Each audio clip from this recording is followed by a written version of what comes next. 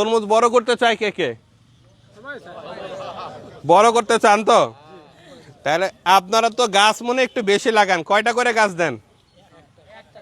বিঘায় বিঘায় কয়টা গাছ দেন? 33 শতকে 33 শতকে 1400-1500 ঠিক আছে, আমরা 1000-1200 দেই, তো 1400-1500 সমস্যা নাই।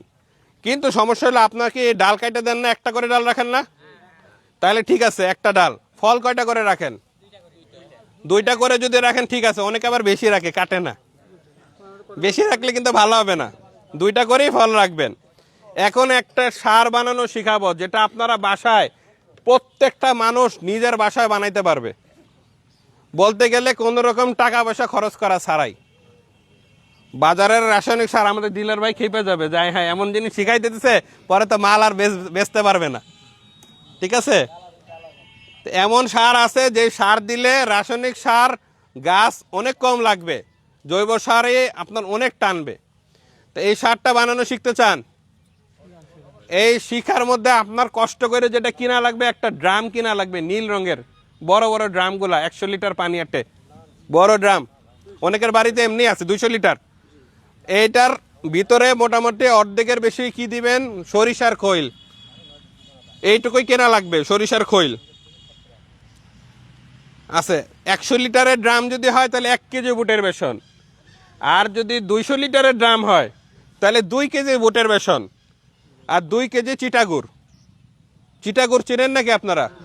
লালি গুড়, গরুরে যে গুড় খাওয়ায়, এই গুড় দিবেন। এটা কি খুব বেশি দাম? বুটের বেসন কি খুব বেশি দাম? বেশি দাম না কিন্তু। এই খৈল পচা খৈল দিলেন, বুটের বেসন দিলেন, চিটাগুড় দিলেন। বাড়িতে চাল ধোন তো, পানিটা চাল ধোয়া পানিটা দিবেন।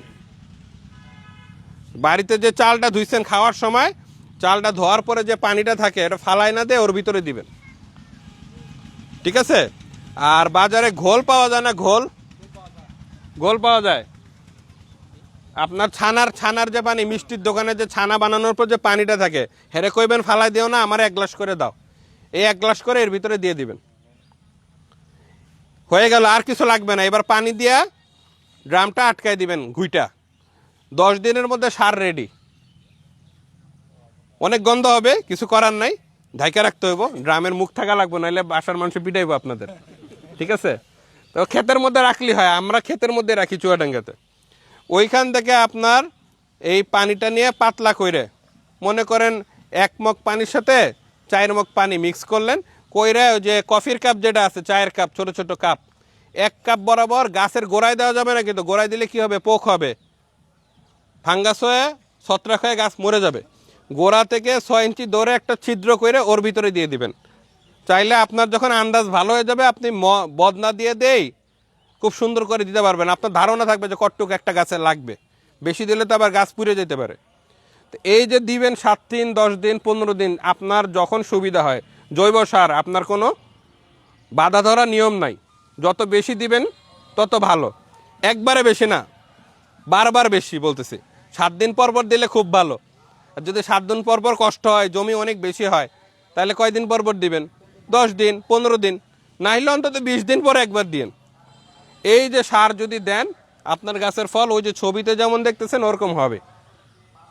যেগুলো বললাম যে গাছের শাখা টাকা কেটে দেওয়া, গাছে 2টা করে ফল রাখা, আর এই যে